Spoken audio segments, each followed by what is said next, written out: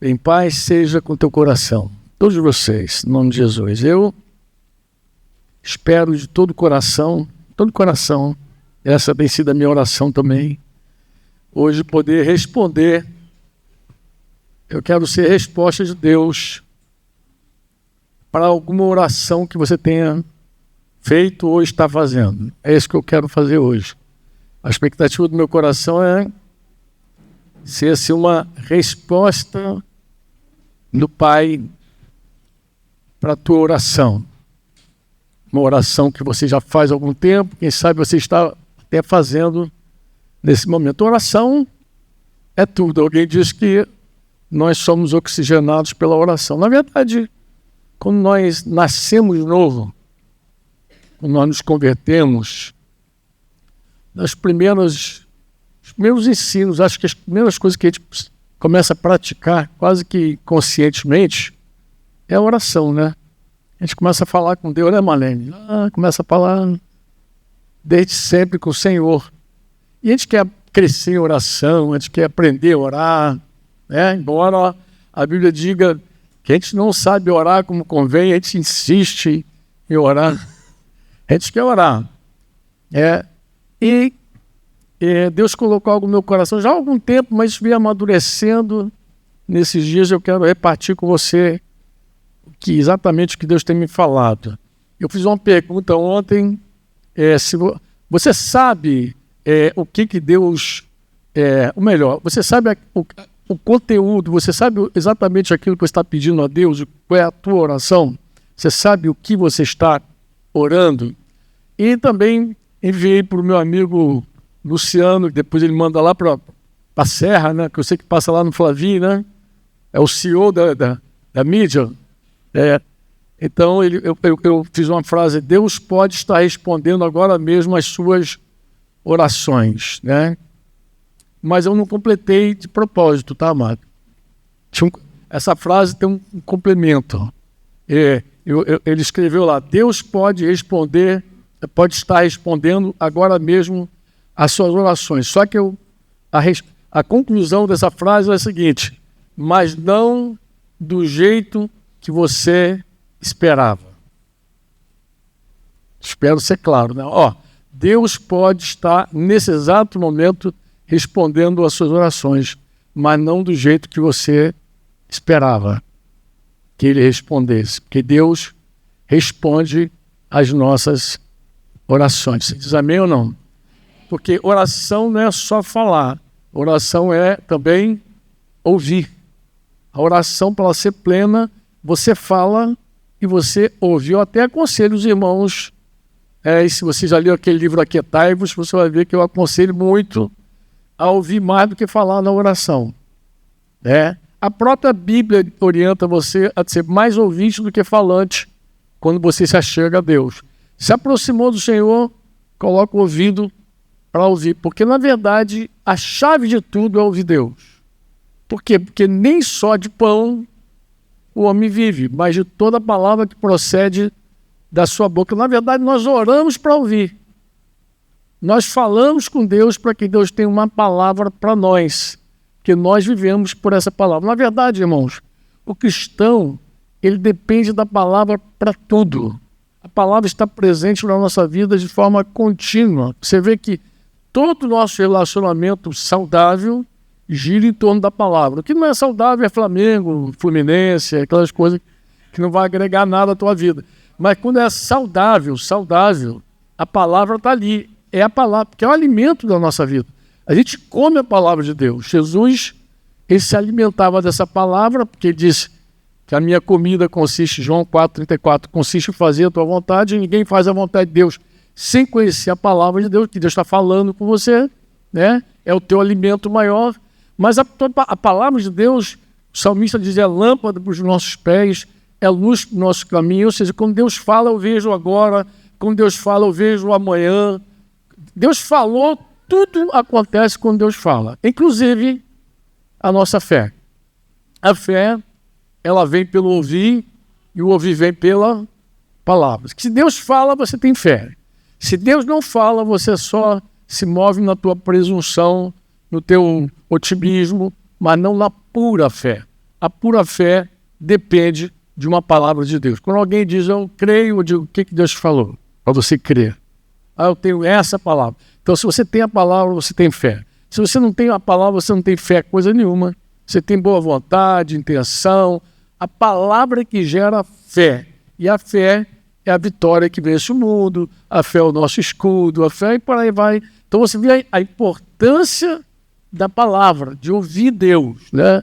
Nós falamos em vários momentos, mas você ouve também no aconselhamento, na pregação, no ensino, na leitura bíblica, na música, você ouve Deus nas circunstâncias, nos sonhos, nas visões, porque Deus está falando de todas as formas, porque Deus quer falar, porque Ele sabe que a palavra dEle, Ele mesmo disse, é espírito e vida. Quando Deus fala, você tem vida, você tem essência. Se Deus não fala, você está vazio, está murcho, né? A palavra de Deus é essa fonte tremenda de vida para nós. Amém? Você diz amém ou não? Então, quando você ora, já novinho na fé, você ora, fala com Deus, no fundo, a tua expectativa é saber o que Deus quer, né? É ouvir. E eu espero hoje, em nome de Jesus, ser uma resposta de Deus para a tua vida. Por quê? Porque, como eu falei, eu creio que você pode estar recebendo agora aquilo que você orou a Deus, aquilo que você pediu, mas não da maneira que você esperava que fosse, né? Deus fala, mas necessariamente Deus não fala sempre da forma como a gente espera que Ele vai falar, que Ele vai responder. Mas pode ficar tranquilo que isso não é nada novo, tá, mano? Isso é antigo, sempre foi assim. Alguns cristãos, eles simplesmente se surpreendem quando as suas orações, elas não são respondidas da forma como eles esperavam. Se Deus responde de forma diferente, o cara fica meio surpreso. Por quê? Porque na maioria das vezes a gente ora, irmãos, a gente ora, mas a gente ora muito baseado numa expectativa moldada pela nossa lógica, moldada pelo nosso sentimento. Então, tem expectativa, né? De vez em quando eu vou para um encontro, vou para algum lugar, e sempre tem esse pessoal da mídia, né? Aí se aproxima e diz assim, e aí, Franco, qual é a tua expectativa para esse encontro? Eu falei, fala de boa, eu estou muito ocupado de saber a expectativa de Deus. Qual é a expectativa de Deus para a festa, lá tudo? Deus tem é melhor, amado, para não se frustrar, entendeu? E as nossas orações também, às vezes, elas estão assim, moldadas por essa expectativa, né? Que está muito na lógica, no sentimento, na razão, né? E isso tudo, amado, é muito, muito limitado quando o assunto é relacionamento com Deus, né? Nós não podemos esquecer que Deus é soberano. Você diz amém ou não? E Deus não só vê além do que nós vemos. Nem preciso dizer isso, né? Ele não apenas vê, Ele também responde além do que nós vemos. Ele vê e Ele responde muito além daquilo que nós estamos pedindo. A gente vai... Foi Paulo que disse que, né, que é infinitamente mais do que tudo quanto nós pedimos. Mas esse infinitamente mais vai nos surpreender, porque a gente espera às vezes uma coisa e Deus faz outra coisa totalmente diferente. Amém? Ele responde segundo a sua vontade e seu propósito. Então a gente pode dizer amém. Deus, então, necessariamente não vai responder as minhas orações baseado nas minhas preferências, por exemplo. Eu prefiro isso, meu filho, né? Mas essa surpresa nossa, quando Deus responde a oração, ela também revela nosso conhecimento frágil, limitado, superficial do Senhor. Na verdade, quanto mais nós conhecemos a Deus, mais a gente recebe melhor as respostas do Senhor, né? A gente compreende, a gente discerne mais. Inclusive, algumas orações a gente até evita fazer, porque a gente já sabe que é furada. Eu não vou fazer essa oração não, que isso aqui não vai levar para canto nenhum. E o conhecimento de Deus é a vida eterna, disse Jesus lá, João 17. Está assistindo The Chosen, lá na quinta temporada, e muito bonito o momento que Jesus faz aquela oração de João 17, a oração sacerdotal, e também quando ele explica aos discípulos, ele começa dizendo: a vida eterna é que te conheço, ó Pai, como o único Deus verdadeiro. Bem, eu fiz aqui só para lembrar a você, uma lista de orações e expectativas surpreendidas por Deus, né? E você tem essa lista tanto no Antigo Testamento quanto no Novo. Hoje cedo, quando eu levantei, até me lembrei de um outro fato assim do Novo Testamento. Mas vou passar rapidamente só para recordar a tua fé aí. Você se recorda de Moisés pedindo para entrar em Canaã? Deuteronômio lá 3, 25 a 27. Eu não sei se vocês projetam, se vocês leem, se você está com a tua Bíblia impressa ou aí no teu digital. Mas ele vai fazer assim: permita-me, a versão NAA, que é a versão que eu estou usando hoje, permita-me, peço, passar e ver essa boa terra que está do outro lado do Jordão. Ele fez um pedido. Você sabe a resposta dessa oração, sabe? Qual foi a resposta? Não. Você não vai passar. Alguém até falou assim: Franco, eu não entendo, cara. Moisés foi o homem mais manso sobre a terra. Ele guiou um povo rebelde por 40 anos, deu uma vaciladinha e não entrou na terra. Rapaz, não é possível um negócio desse. Mas tem ensino para nós aqui. Não é o foco do que eu quero falar contigo, mas tem ensino. O fato de Deus dizer não para Moisés é para nos ensinar especialmente o temor do Senhor. O temor do Senhor é ensinado. Venham, meus filhos, e aprendam o temor do Senhor. O temor nosso, humano, ele não é ensinado, ele é incutido. O nosso medo, o nosso fobos, o nosso temor, ele é incutido pelas ameaças externas à nossa vida. Tudo que para nós é perigoso nos traz medo. Um animal, um vírus, um terremoto, uma ameaça de alguma coisa, bomba, guerra, tudo isso nos traz medo, nos traz temor, né? Mas não é assim o temor do Senhor. O temor do Senhor é algo que se ensina. Deus ensina o temor dele. Então é diferente. O temor do Senhor é até para muita gente confuso, difícil. Por quê? Franco? Porque o temor do homem a gente compreende, a gente sabe, né? É o animal feroz, é o mosquito da dengue, sei lá, o da chikungunya lá o mesmo, né? Da mesma família. O temor do homem a gente entende. Mas como temer aquele que nos ama? Como temer aquele que é bom, cheio de misericórdia, capaz de perdoar nossos pecados, sei lá. Como temê-lo? Então, na nossa cabeça, isso não funciona muito bem, até que ele nos ensine o temor dele, né? A importância dessa reverência santa, dessa presença que nos freia, porque, na verdade, o amor de Deus nos impulsiona a fazer aquilo que ele quer que a gente faça. Mas o temor é um freio, né? Jó, capítulo 1, versículo 1, vai dizer isso.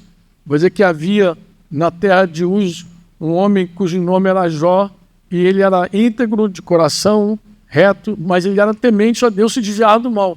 Então, toda vez que você vê temor do Senhor, alguém está se desviando do erro, saindo da furada. Quando você vê um crente atolado no pecado, fazendo a jaca de pantufa, você sabe que ele não teme a Deus. Então, ele não conhece o temor do Senhor. E o temor do Senhor é ensinado. Mas não era isso que eu queria falar, quero só lembrar você de Moisés numa oração. Elias também pediu a Deus. Fez uma oração difícil, eu me lembrei até da oração de Jonas. 1 Reis 19, Elias entrou, 4:5, entrou no deserto, andou o dia inteiro, e ele orou pedindo para si a morte. Pediu para morrer. Eu já ouvi um cristão dizer assim: Franco, eu pedi a Deus para morrer. E aí, tu tá vivo falando comigo, significa que Deus não te ouviu, né? Deus tem um outro plano para você. Não é esse aí, não. Você pediu e Deus não te atendeu. E com Elias não foi diferente, né? Ele pediu a morte, mas ele falou, tira a minha vida, Senhor, já basta. Mas o Senhor deu um outro caminho para ele, um caminho de descanso, né? Um caminho de repouso, né?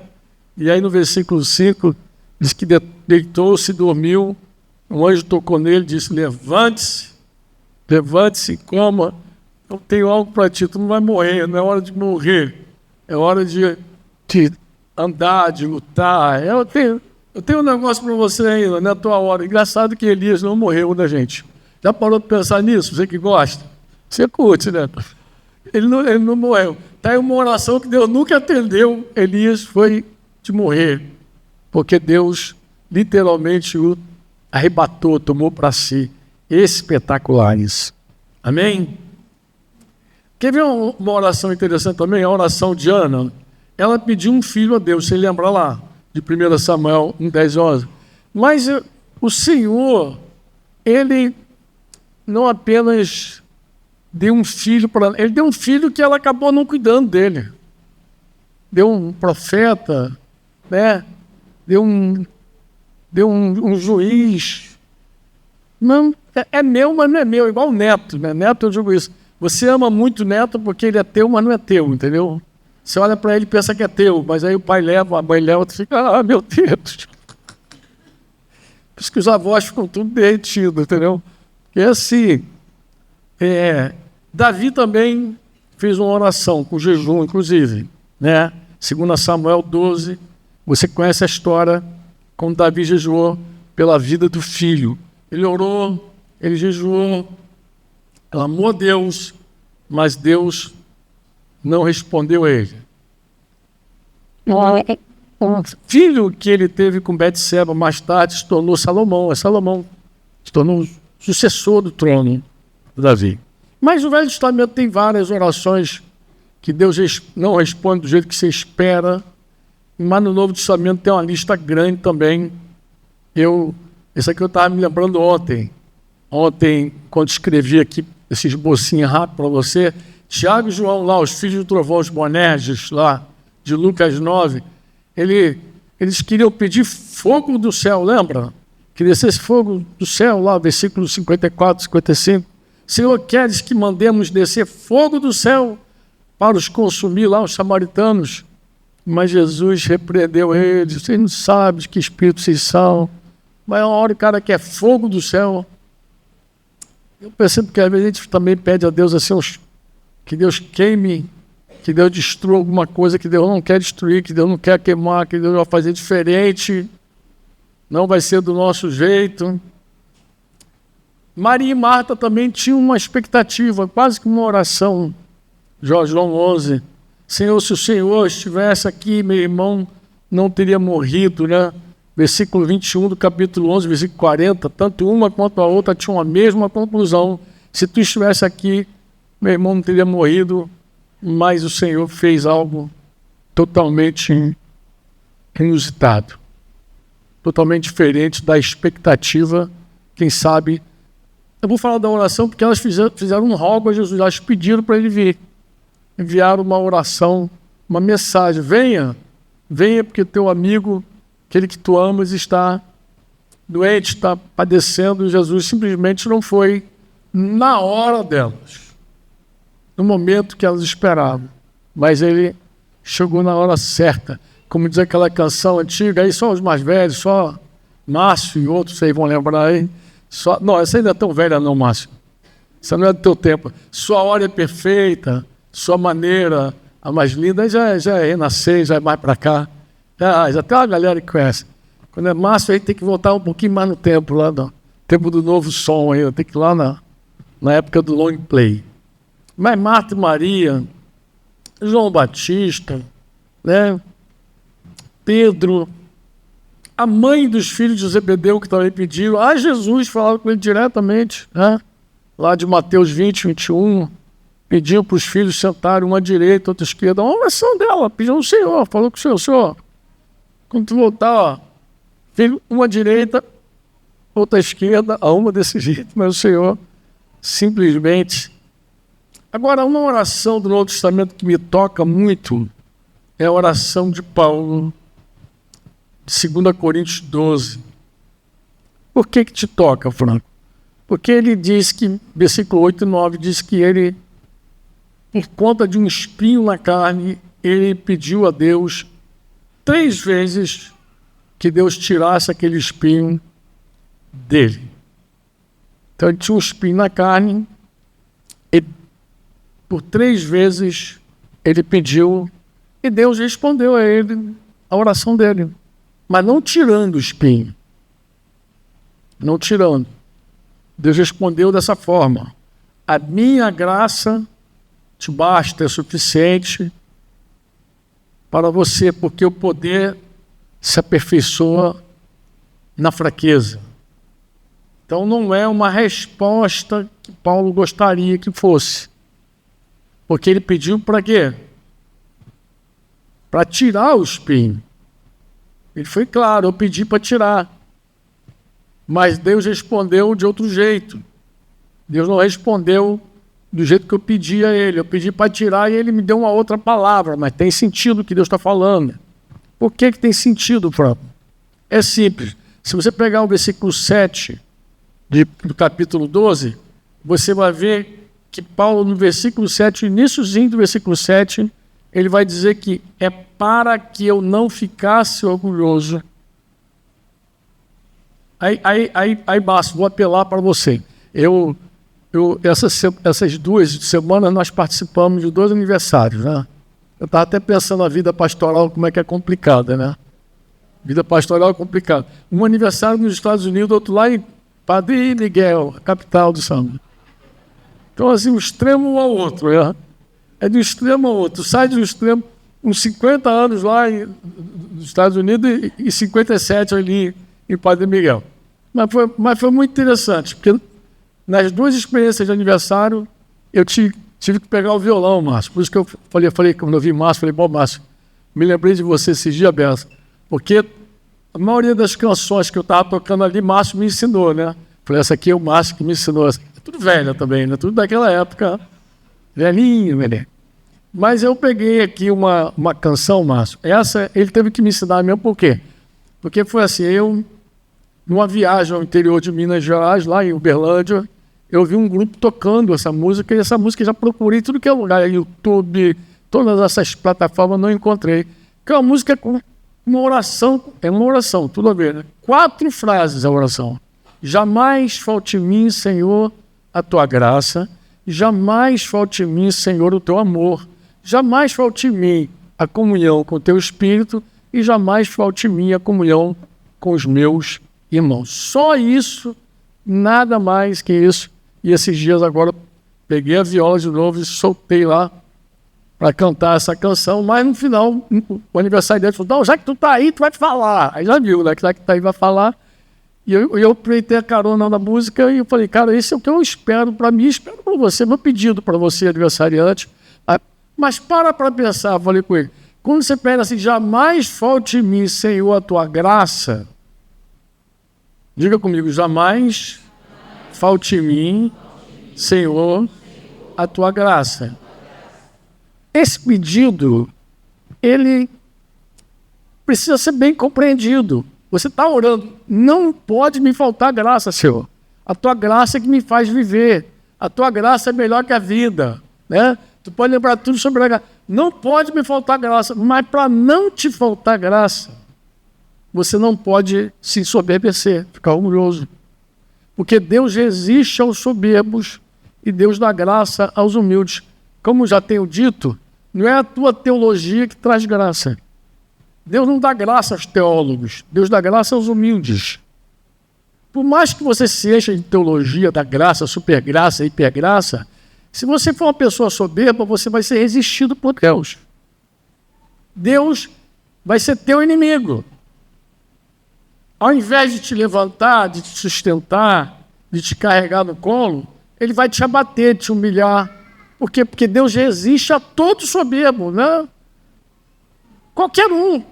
Qualquer homem de Deus que um dia ficou soberbo, Deus abateu ele. Não vai ser diferente contigo.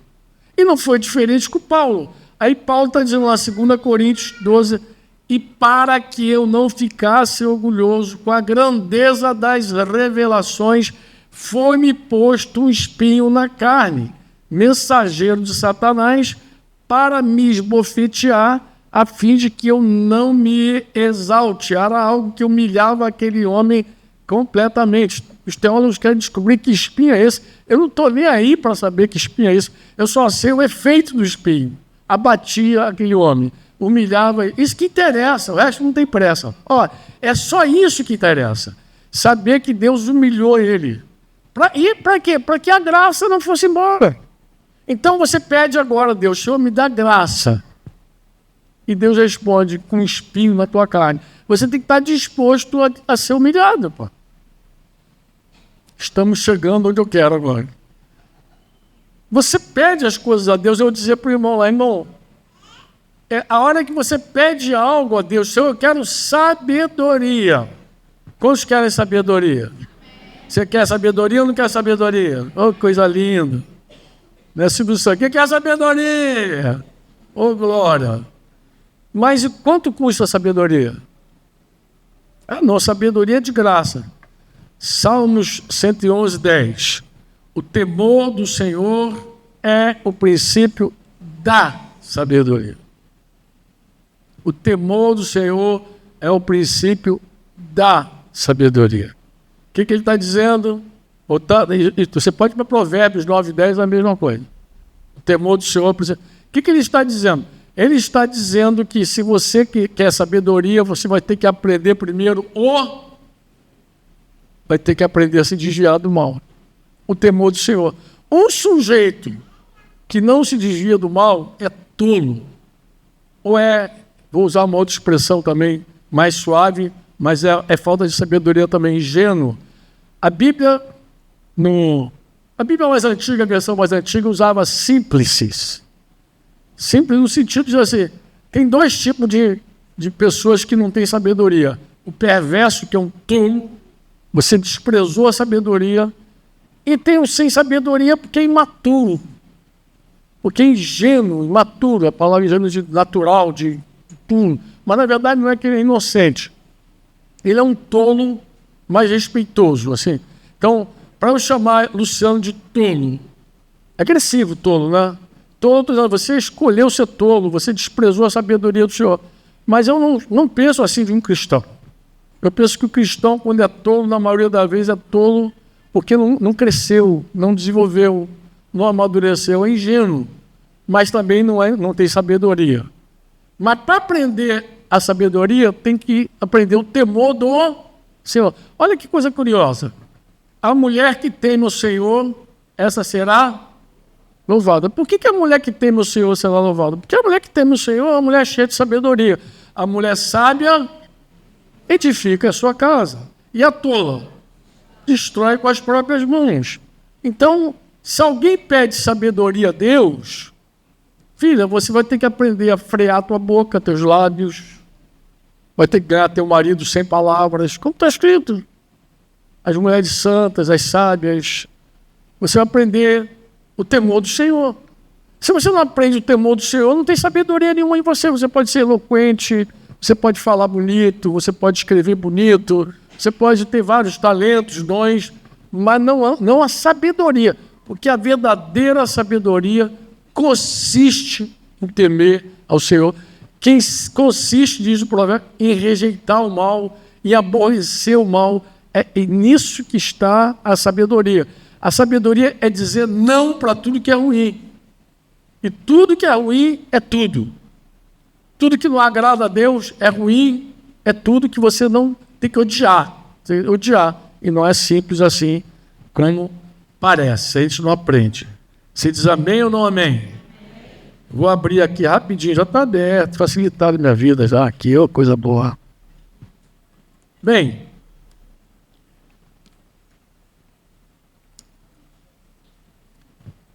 no aniversário do meu amigo Wanderson lá, eu estava falando dessa relação da graça com a humildade. Explicando a música, né? E ao mesmo tempo dizendo, você pede uma coisa, não é que Deus dá outra. É que às vezes, muitas vezes, existem pedidos nossos, cuja origem, sua própria natureza, irmãos, ela é uma origem desconhecida, porque a gente desconhece mesmo, como eu falei. Pede sabedoria. Tiago diz, quem não tem sabedoria, peça a Deus, Deus vai dar sabedoria. Claro, ele não entra em detalhes, mas quando você conhece a Bíblia, você sabe que Deus vai te ensinar a sabedoria por meio daquela... eu quero, Franco, eu quero ser uma pessoa mais paciente. Quem quer paciência aí? Quem quer? Não, quem quer paciência? Paciência, eu vou usar a palavra paciência, mas na verdade é porque essa palavra perseverança, esperança, elas são muito semelhantes em essência, mas é a nossa paciência. Romanos 5, 1-5 diz assim: justificados, pois, mediante a fé, temos paz com Deus por meio de nosso Senhor Jesus Cristo, pelo qual obtivemos também acesso pela fé a essa graça na qual estamos firmes. E nos gloriamos na esperança da glória de Deus. E não somente isto, mas também nos gloriamos nas tribulações. Diga tribulações. Por que a tribulação é legal? Por que eu vou me gloriar na tribulação? Tribulação é um tipo de sofrimento. Eu estou falando tipo de sofrimento porque existem tipos de sofrimentos. Paulo fala lá aos Coríntios, somos atribulados, é um sofrimento. Né? Ele fala, somos atribulados. Ele usa a expressão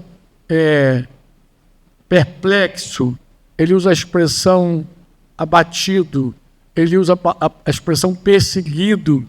Então, são tipos de sofrimentos diferentes. Tribulado é aquela pressão de fora para dentro que te moe como um moedor de cana, aquele que te moe. Isso é tribulação, é tribular você, é comprimir você até quebrar você inteiro. Perplexidade é o contrário. Perplexidade é um esvaziamento. É como se Deus tivesse colocado na tua boca um aspirador de expectativas. Você fica vazio, sem recurso, né? Perplexo é quando você se vê diante de uma situação assim, que você diz, meu Deus, o que eu vou fazer? Não tenho o que fazer, né? Abatido, todo mundo sabe que é humilhado, jogado no chão.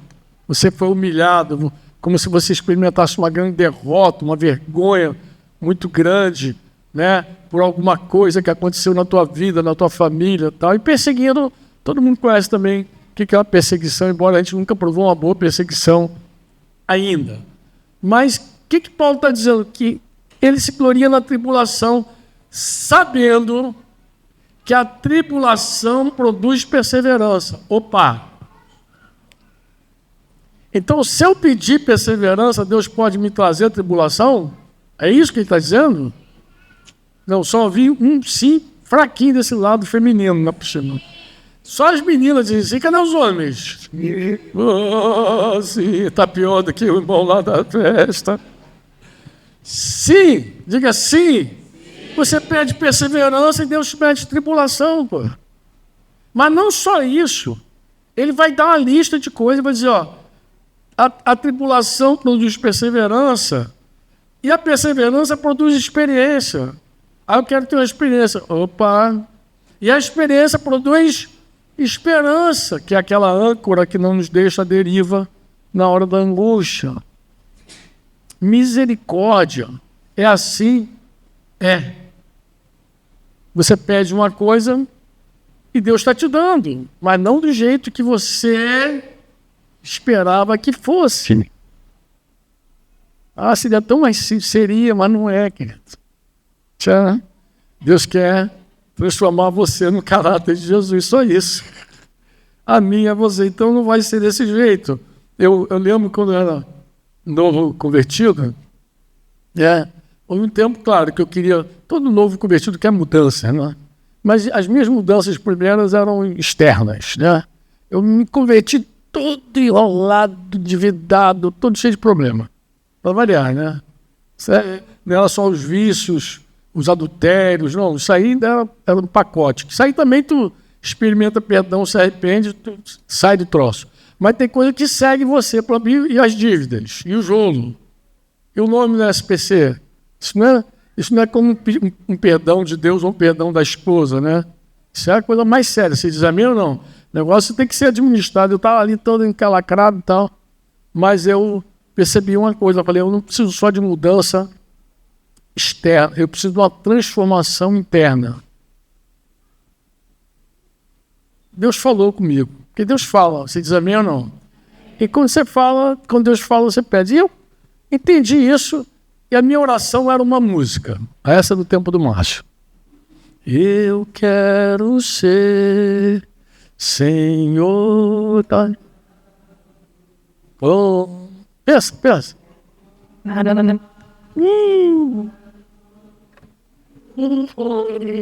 Imagina a tua vidinha ali na mão. Ó, o que você está pedindo? Quebra a minha vida. É isso mesmo que você está pedindo? Olha bem o que você está pedindo. É isso que você está pedindo? Quebra a minha vida? Cara, eu entrei nessa, pedi. Quebra a minha vida. E quando eu cantava, eu chorava. Quebra a minha vida.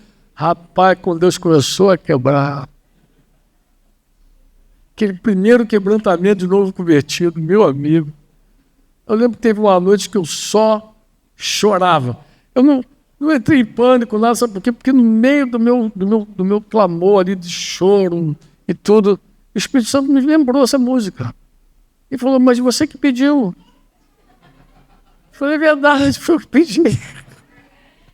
Eu pedi para ser quebrado. Quebra a minha vida, faz de novo. Eu quero ser um vaso novo. Mas dói. Ser quebrado dói. Mas a gente pede essas coisas. Quer dizer, tem coisa que a gente pede até de maneira consciente. Eu estava vendo aqui a música que a gente sai cantando. Eu falei, meu Deus, cada coisa que a gente canta, Senhor. A gente canta as coisas. Parece que a gente não leva muito a sério. Deixa eu abrir um parênteses aqui. Eu estava ouvindo um testemunho. Esse dia eu até mandei para Cidinho, a Tiota. Falei, Cidinho, eu vou divulgar o testemunho desse pastor. Eu nem conheço ele, mas me tocou assim muito. 15 minutos de um testemunho breve, que ele está falando, ele narra rapidamente, não vou dar o spoiler não, que eu espero que vocês assistam, mas ele narra rapidamente a frustração de um rapaz que se converteu, deixou o homossexualismo, depois ele disse que não aguentou e voltou, mas ele usa uma frase do tipo, a igreja falhou, os pastores falharam, todos falharam e tal. E esse pastor falou, eu preciso via pública, eu preciso me manifestar com relação a isso. E ele começa a contar o testemunho dele, que ele era missionário e tal, pai, um dia ele se viu gostando de um rapaz, e daqui a pouco ele confessou, e aí, ao invés de ser ajudado, foi excluído. Aí começa toda aquela jornada de dor e angústia. E, por fim, ele disse que está lá já no mundão, namorando um rapaz e tal, e ele fez uma oração inconsciente. Mas ele falou, Senhor, eu nunca conheci um cara que deixou o homossexualismo de verdade. Se eu conhecesse alguém, de fato, quem sabe? Ele fez essa oração. Ninguém está conversando com Deus. Se eu conhecesse alguém que de verdade deixou... E aí Deus, agora você vai assistir o vídeo melhor. Fecha, parece. É muito interessante quando você faz uma oração assim, às vezes, batendo papo, perguntando, arguindo. E eu achei muito legal o testemunho desse cara. Falei, cara, que testemunho. Eu falo testemunho, a mulher não gosta não. Ela fala, testemunho, Franco. Eu falei, eu sou carioca, nordestino, sei lá que eu sou. Testemunho. Esse testemunho bonito, né? Mas daqui a pouco sai testemunho de novo. 2 Coríntios 4:17, Paulo, que já está conhecendo um monte de coisa, catedrático. Imagina no dia do teu batismo, você recebeu uma profecia como a de Paulo. Importa que você saiba que você vai sofrer pelo meu nome. Já nasceu assim. Paulo nasce assim. Paulo nasce no dia do batismo. Um cidadão que nem queria ir batizar o apóstolo, estava lá com medo. Vocês lembram bem a história da Ananias? Lembra dele? Não queria ir lá batizar. E ele recebe a palavra do Senhor de... Vai lá, fala com ele. Ele... Importa que ele saiba que vai sofrer muito pelo meu nome. Mas Paulo entende do negócio mesmo. Ele apanha muito, sofre muito. 2 Coríntios 4,17, por exemplo, porque a nossa leve e momentânea tribulação produz, diga produz. Diga produz. Olha, tu vê que tem coisa que produz. A nossa leve e momentânea tribulação produz o quê? Para nós um eterno peso de glória. Não é nem leve e nem temporário, né? A glória aqui é pesada e ela é eterna. E diz que está acima de toda a comparação. Não dá nem para você comparar a tua dor com aquilo que Deus está produzindo e fazendo em você. Não dá nem para comparar. Claro que na hora que você está passando, você não curte muito. Óbvio, ninguém curte, né? Ninguém curte a hora que está doendo. Hebreus vai dizer isso. Hebreus 12:11 vai dizer: na verdade, toda disciplina, ao ser aplicada, não parece ser motivo de alegria, mas de tristeza.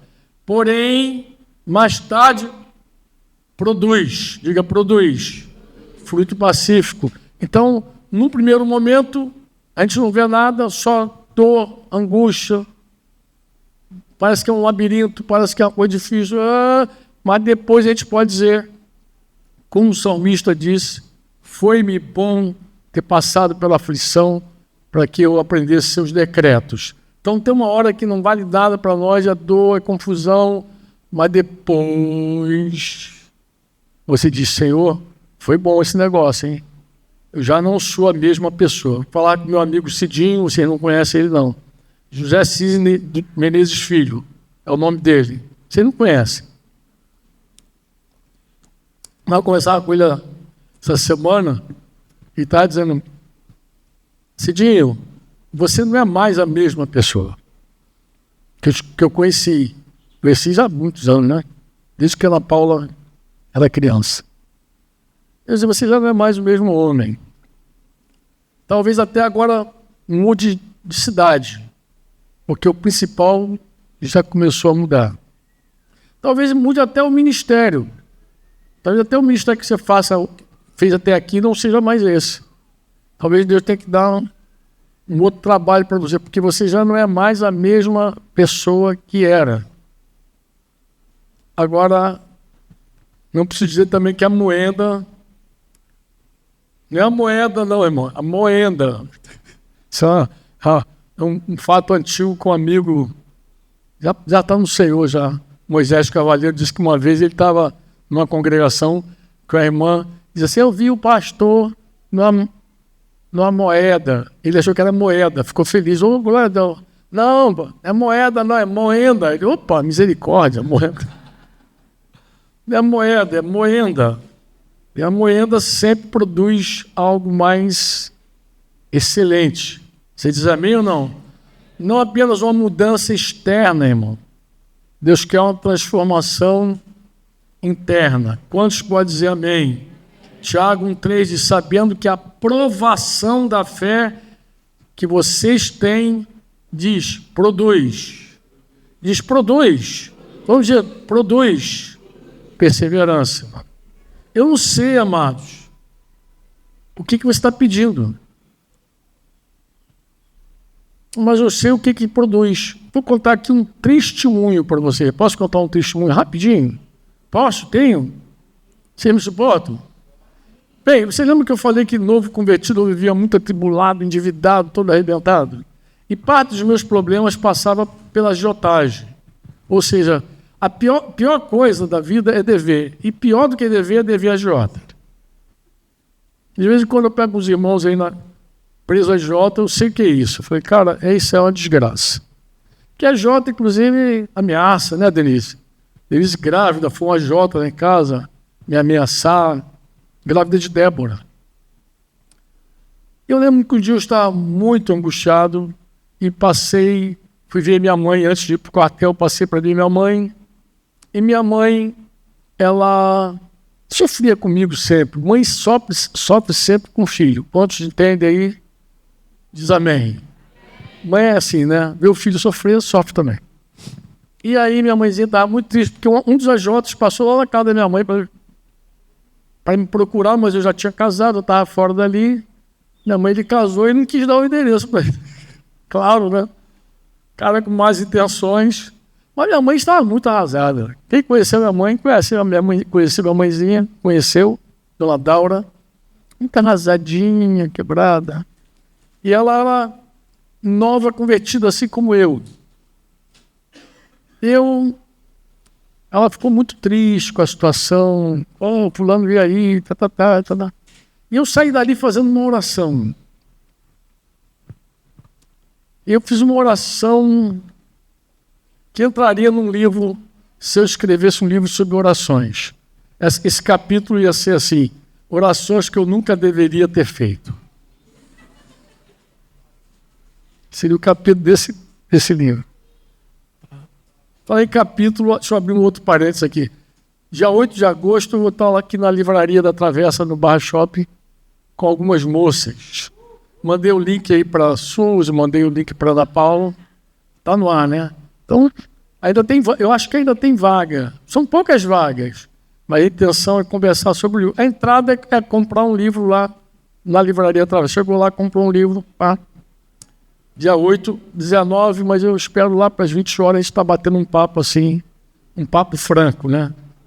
Um papo franco sem trocadilho. Mas fecha parênteses. E aí eu fiz aquela oração que entraria no livro. Ora a oração, vê se vocês são. Falei, Senhor, eu me lembro, eu estava fardado, eu acho que eu até desci a cobertura assim, porque eu estava meio choroso. E eu falei, Senhor, tu conhece coração de mãe. Eu estava lendo a Bíblia, eu estava comendo a Bíblia. Tu conhece coração de mãe. Eu fiquei emocionado porque Jesus na cruz estava pastoreando Maria. Olha, esse agora é teu filho. Falei para João, agora é tua mãe. Apacentou os corações ali. E eu falei, Senhor, tu conhece coração de mãe. Sabe quanto a mãe sofre? Tal, pá. E aí eu fiz uma... olha a oração que eu fiz. Quer me moer? Me moe. Mas deixa minha mãe fora disso. Alegra o coração da minha mãe. E fui para o quartel.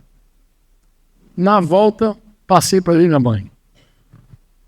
Quando eu cheguei para ver minha mãe, rapaz, pensa numa mulher alegre. Falei, ganhou da loteria. Vai resolver todos os meus problemas. Não, verdade, eu só pensei em dinheiro. Meu problema era dinheiro. O que poderia alegrar minha mãe mais do que dinheiro? E eu apelei para tudo. Eu falei, o que houve, mãe? Recebeu algum dinheiro? Alguma aposentadoria? Ela dizia que tinha um primo que tinha dinheiro, Biruca tá aí. Tudo que eu pensava, tudo que eu associava a dinheiro, eu perguntei à minha mãe. Minha mãe, não, é melhor do que isso, é melhor do que isso. Eu falei, cara, o que é melhor do que isso? O que pode ser melhor do que isso? Fala, não. Então, quando você saiu, falei, eu liguei o rádio, aí tinha um pastor pregando, eu já comecei a ficar murcho já. E tinha um pastor pregando ali, e o pastor falou, vou orar por você que está aflita aí. Eu falei, E aí, tu não sabe o que vai acontecer. Eu falei, fala, fala. Eu não estava querendo ouvir tanto, mas fala. E ela falou, então, ele falou, Deus vai te encher com os pessoas. E eu comecei a falar em língua. Aí começou a falar em língua. Xaralabassar, a profetizar. Eu falei,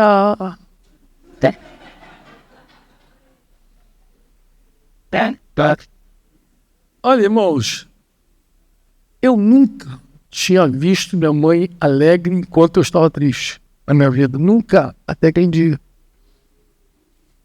Naquele dia, eu vi minha mãe cheia do Espírito Santo, numa alegria contagiante, e cheia de fé. Vai dar tudo certo! Enquanto eu estava no buraco. Tu consegue pensar num negócio desse, meu irmão? E eu saí. Agora, a bordoada foi no portão.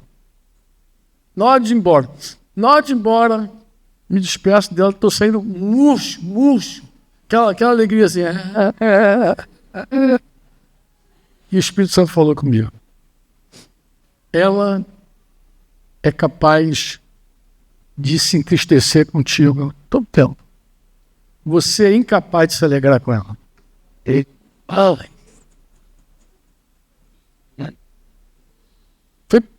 A moeda estava doendo, essa doeu mais. Deu?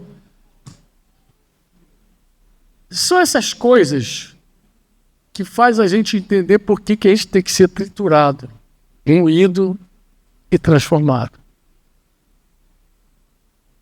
Na hora que Deus está apertando, talvez não faça muito sentido para você. Mas Ele conhece o nosso interior. Ele sabe exatamente o que nós somos. Eu digo somos. Lá dentro de nós. E quando Ele aperta, confia no Senhor. Porque Ele só quer o teu bem. Disse Deuteronômio 8. Eu te levei para o deserto. Deixei você ter fome. Mas alimentei você com maná. Eu tratei de você. Mas no final Ele vai dizer... para te fazer o bem. Porque a única coisa que Deus quer de nós é o nosso bem. Eu quero fazer uma conclusão contigo. Eu sei que isso pode virar frase de internet, mas, por favor, não pensa nisso. Eu quero te dizer algo. É uma conclusão mesmo, tá? Conclusão. A oração não é um joystick. Eu vejo. Não é um controle remoto para os mais velhos. Oração não é controle remoto. Não é do joystick. Não é um painel de comando. Um aplicativo de automação. Não é. Você com a tua oração não serve para você controlar Deus. Para Deus fazer o que você quer, nem teu jejum. Se você ler sobre a primeira repreensão, a primeira aula sobre jejum, é Isaías 58. Deus vai dizer, vocês fazem o jejum de vocês para que eu faça o trabalho de vocês. Jejum não possui a finalidade de manipular Deus, de controlar, isso não existe. Isso não existe. Deus não depende das nossas muitas palavras, inclusive, Mateus 6,6, quando orar, entra no teu quarto, o Pai que vê em secreto, então Deus nem te ouve muito, Deus te vê, Deus te prescruta, Deus te conhece, às vezes te fala uma coisa, nem é o que realmente tem que ser dito, graças a Deus por isso, mas Ele vê teu coração, Ele vê tua angústia, Ele vê você, Ele vê, e te honra publicamente, diz a palavra. Ele vê você. Quantos me entendem? Quantos dizem amém? Não é um controle, amado. Não é um controle. Olhar para Jesus, colocar a fé em Jesus, nos mantém nós sobre as águas. Não Ele. Ele já está sobre as águas. Alguém pensa que o nosso Deus é um Deus que depende das nossas ações, da nossa fé. Nem da nossa fé depende. Se você perder a fé, quem afunda é você. Jesus vai seguir sobre as águas. Porque esses deuses estranhos aí que você tem que sustentar com a fé, sustentar com os sacrifícios, com as promessas, porque parece que se você não fizer, o bicho não faz nada por você. Mas não é assim o nosso Deus. Nosso Deus é todo-poderoso, é soberano, Ele reina. E é nosso Pai, Ele nos ama como ninguém. Você diz amém ou não? Ele controla tudo, tem tudo sob controle, Ele está dominando tudo, está geral. E se você colocar os olhos nele, tu vai andar sobre as águas. Se tu desviar tua funda, Ele fica lá, estende a mão para você, tira você do buraco, da água, Ele faz qualquer coisa por você. Ele quer teu bem. Então, a nossa oração não é um controle. Você diz amém ou não? Não é nada disso. O que é a minha oração? A nossa oração é a base de um relacionamento. É para manter o nosso relacionamento com Ele. Quantos podem dizer amém? Por quê? Porque Deus é soberano. Fraco. As respostas de Deus, irmãos, elas vão sempre nos surpreender. Porque as respostas não serão de acordo com as nossas expectativas.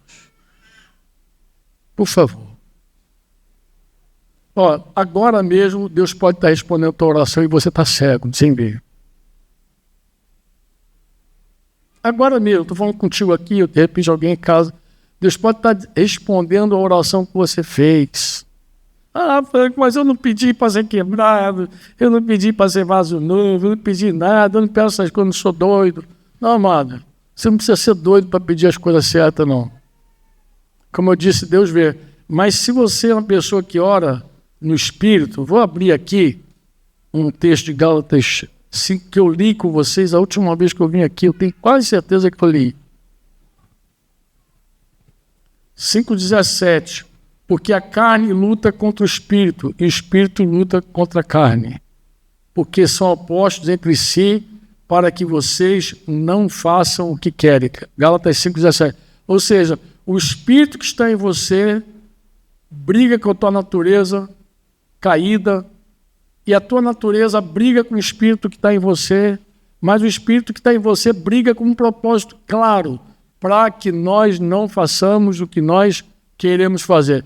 Então, se você é aquela pessoa que ora em Espírito, e às vezes você recebeu um dom aí, um dom de línguas, que ora, não sabe nem o que está orando, eu estava pensando, eu falei, meu Deus do céu, às vezes a pessoa ora em Espírito, o que o Espírito Santo está pedindo? Eu vou te falar, está pedindo para não fazer a minha vontade.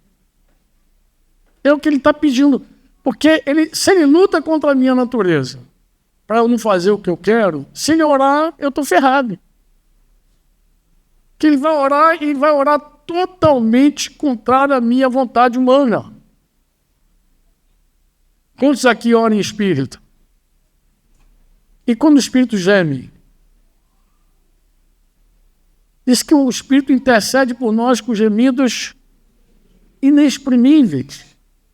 Tu acha que ele está pedindo o que para você? Para tu fazer tua vontade? Satisfazer tua carne? Para você se deleitar na tua natureza? É isso? Eu te garanto que não. Se você ouvir o Espírito orando, você vai dizer, meu Deus, faz isso não, Senhor. Está pedindo o que para mim? Ele vai pedir o que você precisa de fato. Não é o que você quer. É o que precisa. Você pode estar dizendo como Paulo, Senhor, tira de mim esse espinho. E Deus está dizendo, a minha graça te basta. Tu vai me agradecer pela graça. Não, tu vai ver que o espinho nem tem comparação. Nem tem comparação com o que vai ser produzido na tua vida. Não dá para comparar o espinho com o eterno peso de glória. Não dá. Então, eu falo em nome de Jesus, eu estou aqui no meio de vocês com plena certeza de fé, amados. De que alguém, pelo menos uma pessoa aqui precisa me ouvir. Deus está respondendo às suas orações. Não do jeito que você quer. Mas Deus segue em controle da sua vida e quer o seu bem. E a sua oração não é controle remoto, joystick, painel de controle, não é nada disso. A tua oração é o teu relacionamento com o teu Pai. Aquela coisa de criança que a gente manipulava papai e mamãe com choro, com cara, para Deus não funciona nada disso. Pode chorar a noite inteira, mas se for para manipular Deus, Deus não vai ver. Deus vê a lágrima sincera. Deus vê a lágrima de quebrantamento, não a lágrima de raiva. Bem-aventurados os que choram, mas não é qualquer choro, não é qualquer lágrima. É a lágrima do quebrantamento. É a lágrima que às vezes você derrama por outro. Chorar com os que choram. É lágrima. Diferente, não é da manipulação, da ira, da raiva. Nada disso move o coração do nosso Pai. Eu poderia terminar, e vou terminar lendo um versículo, um louvor. Eu acho que o louvor sempre cai bem para o nosso Pai, para o nosso Deus. Ó profundidade da riqueza, tanto da sabedoria como do conhecimento de Deus. Quão insondáveis são os seus juízos e quão inescrutáveis os seus caminhos. Amém? Amém? Como eu falei com você no começo, o desejo do meu coração e a minha oração era ser uma resposta de Deus para você hoje. E é assim que eu quero terminar esse tempo. Com essa expectativa, com essa oração. De estar respondendo algum questionamento seu nesse dia. Podemos orar?